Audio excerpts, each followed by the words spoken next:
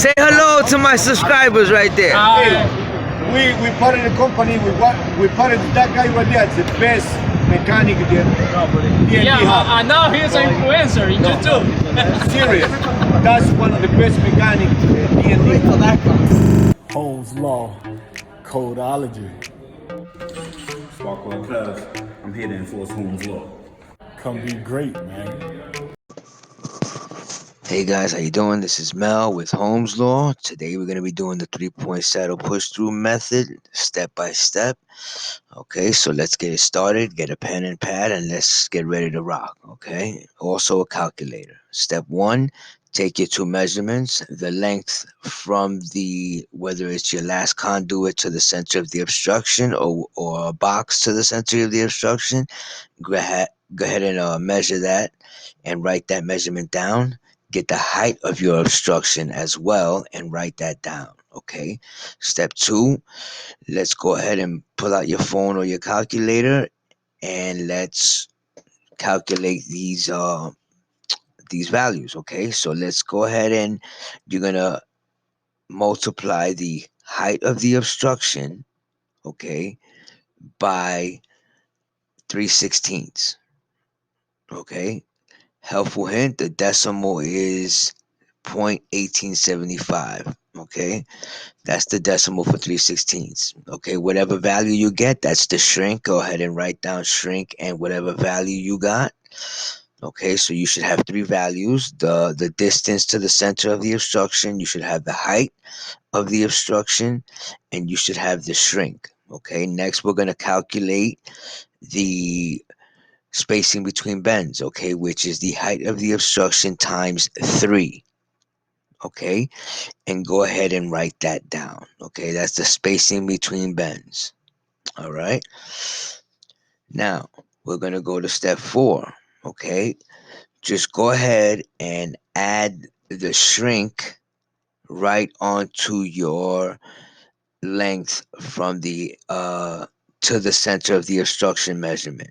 Okay, so that's gonna adjust your center. Okay, so that we don't have to do it later. Just go ahead and add that to that distance, to that measurement, and that'll be your new center to the obstruction. Okay, so that's done.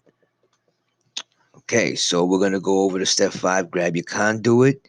Okay, first thing you want to do is put that new measurement of the to the center of the obstruction. You're gonna go ahead and mark that on your conduit. Okay, you could also do it the other way, where you could just get your original measurement and then add it onto the add on the shrink on the conduit. You could do all that, but if we calculate all that first, we don't have to go through that other step. Okay, so anyway, go ahead and write that down. I mean, mark it on your conduit, circle it. Okay, next from the center, you're gonna measure out the spacing between bends to the left, and you're gonna mark it, circle it around the whole conduit, and you're gonna do the same thing on to the right side of the center mark. Okay, now you should have 3 marks on your conduit. Okay, 3 marks that are circled completely around the conduit. All right, step number 6. Okay, we're going to go ahead and start bending. Okay, so grab your pipe, place it in your bender. Make sure you're going to be bending in the air. Okay, place your first mark on the notch. All 3 bends are going to be on the notch, by the way. So place your first bend on the notch.